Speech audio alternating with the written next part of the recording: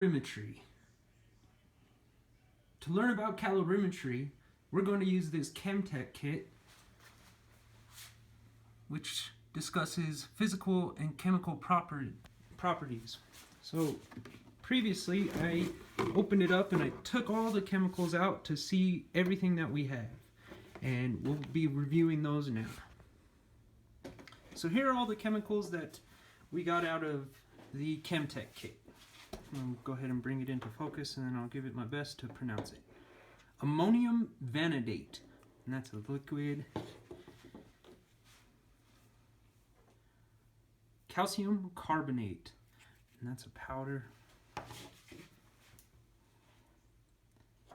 Calcium nitrate, that's a liquid. Cooking oil, that's a cooking oil.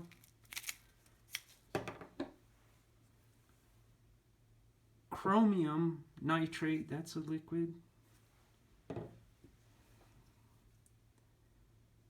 Cobalt nitrate, that's a red liquid.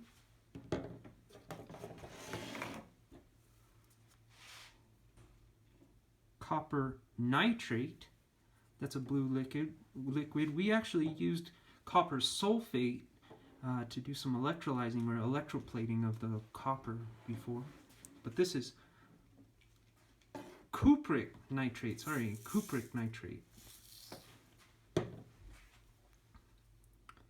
Cupric chloride. So that one's a chloride, so it'll have some chlorine in it, right? Liquid as well. Okay, we'll figure out what that one is later. Move on to the next thing. Ferric sulfate, so orange color, maybe that's where the sulfur comes in. Sulfuric, all right. Ferrous ammonium sulfate, so that's got iron, ammonia, and sulfur in it, and you can see it's kind of got some precipitate in it already, so we'll have to look at that. Okay, let's see, our next one is potassium nitrate. That's a clear liquid. Sodium hydroxide. Those ones were out of order, but that's okay. We'll keep moving on. We're trying to do them in alphabetical order. Sodium sulfide, clear liquid. Sodium carbonate, which is a powder, and if you remember when we used baking soda is sodium bicarbonate, so they probably have similar characteristics. Oh, look at that. Sodium bicarbonate. So that's baking soda. It's just lab grade, I would say. Alright. No, we'll do the metals later. We have sodium carbonate as a liquid or a solution. Potassium thiocyanate. Yeah, that sounds good. Liquid.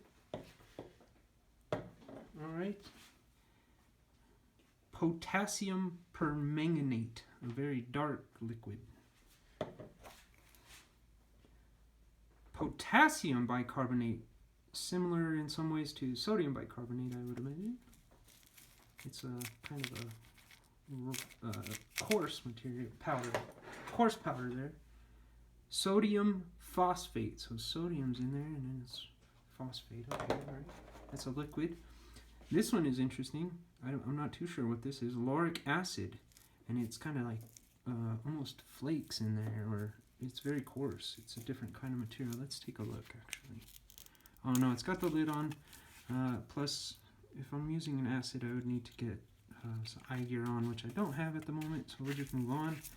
This one, I really would like someone to do this one. Lauric acid. Do an investigation and get us some information on lauric acid. That would be great. Okay, nickel nitrate, which is a green solution. Nickel nitrate. And then we have magnesium sulfate, clear liquid.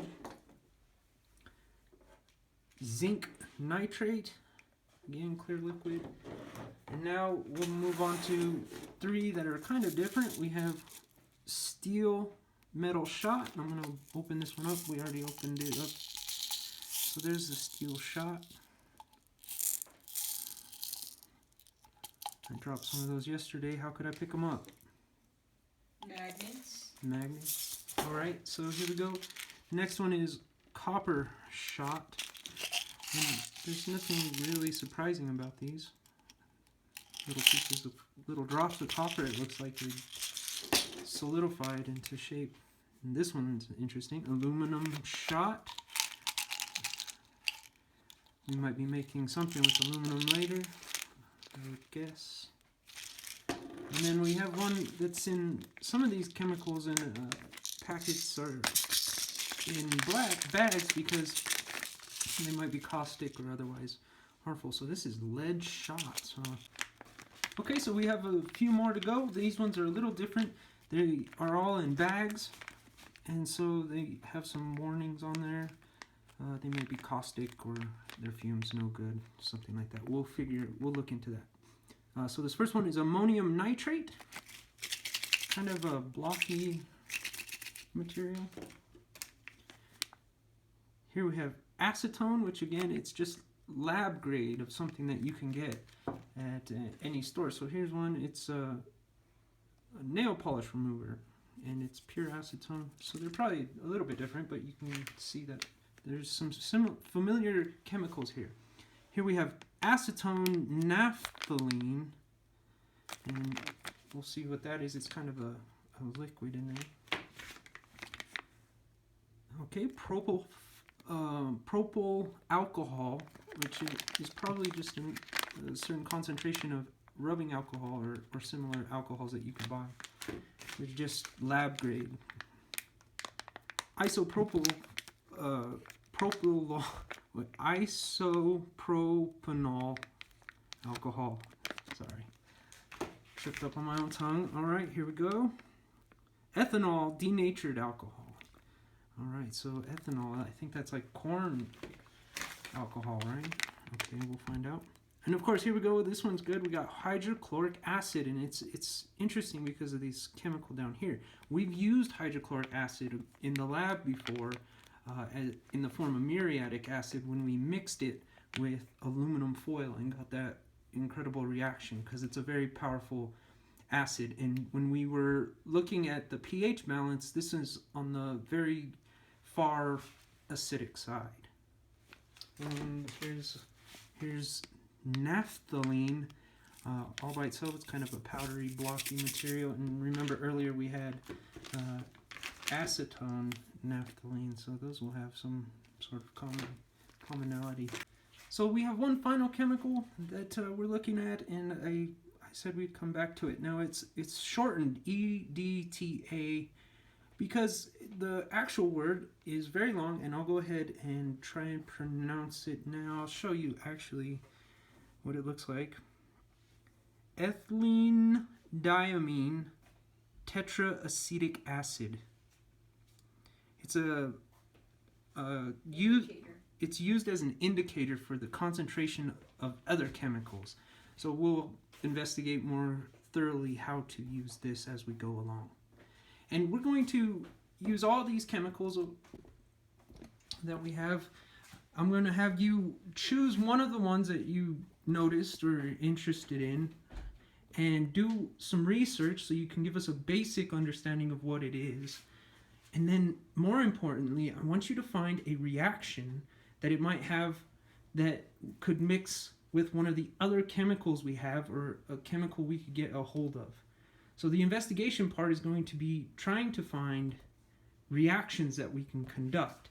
And the reason we're going to conduct them is because calorimetry is studying the heat transfer, of course, but who knows what chemical reactions you can make with some of those chemicals. But however, what we'll do is we'll use the calorimeter, yes, that's definitely how you say it, calorimeter, and we'll mix them together. There's a little mixer here and it goes into there, so we'll get into that a little more. If we need to, we can add a bump of energy with some electricity and see what it does. and you use it and it'll take the temperature, and we'll see what we can do. We already know, of course, if we were to use the hydrochloric acid with a metal, we could probably get a reaction, especially if we do it with aluminum. We've done that one, and now just to finish up, I am actually going to take this one. Me and my daughter have actually already